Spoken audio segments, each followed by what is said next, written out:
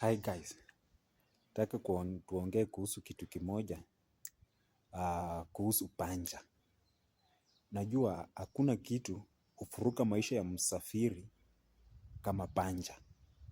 Panya tu ya kawaida yenye inakuanga kwa taya ya gari, ya baiskeli, ya pikipiki. Najua panya hufuruka sana maisha ya msafiri, maana wakati unajikuta umepata panya inabidi utulie, uweze kurekebisha ile panya ndio tena uendelee na mwendo.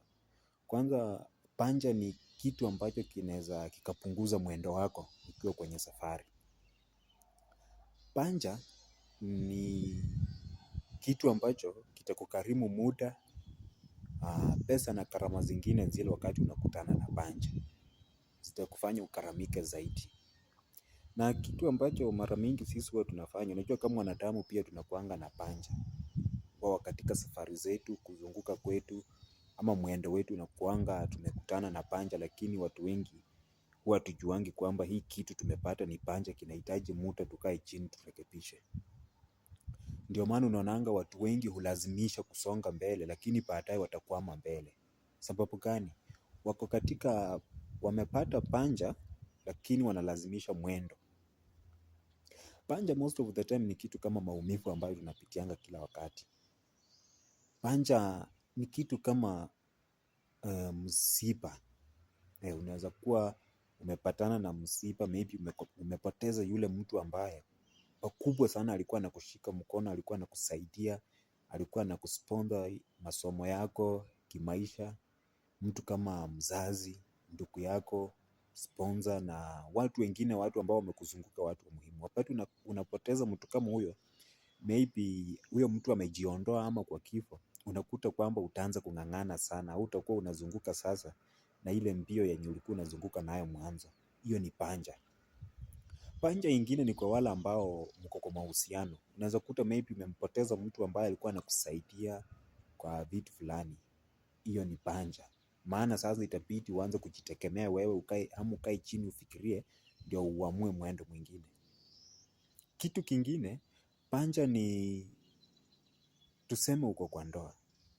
Kwa ndoa mko na familia, lakini mnafika mahali hiyo ndoa inavunjika. Huyu anaenda kivyake, huyu anaenda kivyake. Unajua obvious kuna yule mwenye atabaki na watoto ambao mmepata. Sasa ataanza kustruggle peke yake as a single parent. Sasa hiyo tena ni panya. Maana unajua majukumu ya mtu peke yake huwa magumu sana. Hiyo ni panya. Maybe tuseme panya ingine ni pahali ambapo unasoma. Unasoma uko shuleni, vile nyinyi wenyewe huwa mnasemanga kwa bahati mbaya unapata mimba.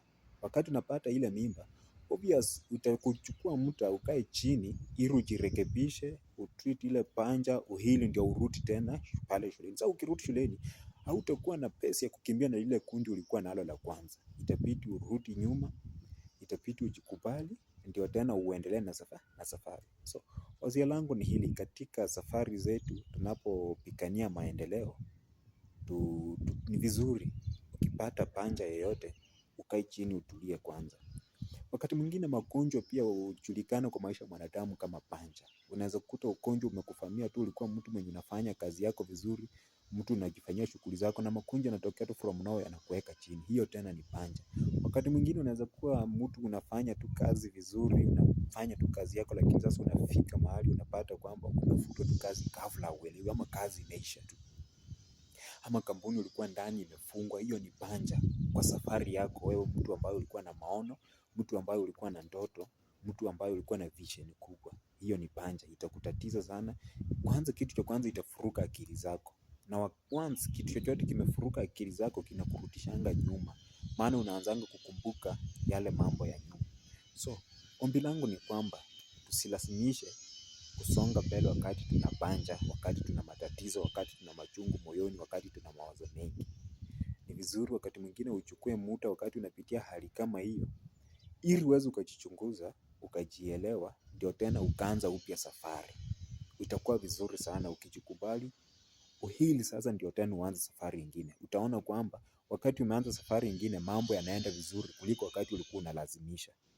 Na wakati unaonanga wakati mwingine mtu amekuwa kwa mahusiano haya, kesho ako kwa hiyo, ama amekuwa kazi, yaani amefanya vitu mingi kwa kulazimisha, kwa miaka, mtu amefika kama umri wa miaka 30, lakini amefanya vitu mingi, amekuwa kwa mahusiano mengi, amefanya kazi mingi, yani amelazimisha vitu zaidi. Sasa unakuta huyu mtu atafika mahali ya kuambia hata hiyo kitu nilichoka nayo, ama hiyo, ama acha mahusiano aje yakae, wacha nikae peke. Huyu ni mtu ambaye alikuwa analazimisha kusonga mbele wakati alikuwa na panja, yani alikuwa analazimisha kukimbia ili aweze kufit kwa ile kundi alikuwa nalo la kwanza. Ukipata panja, obvious hautaendelea na kundi la kwanza, utadrop, either ujoin kundi la pili ama kundi la tatu, itategemea vile ile muda ile panja yako itachukua kuirekebisha. So wakati mwingine katika haya maisha, ukitaka tu vizuri, accept. Wakati unakutana tu na kitu chochote ambacho kinavuruga akili, amani, kinavuruga moyo wako, chikubali kwanza,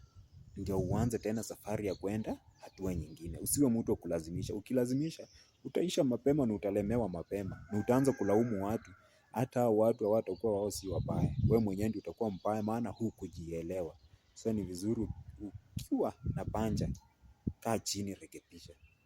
Panja si kitu kizuri, ni kitu ambacho kinavuruga safari ya msafiri, na ni kitu ambacho kinavuruga akili ya dereva. So jifunze hilo, turekebishe panja zetu kwanza, ndio tuendelee tena na safari. Utaishi maisha marefu sana.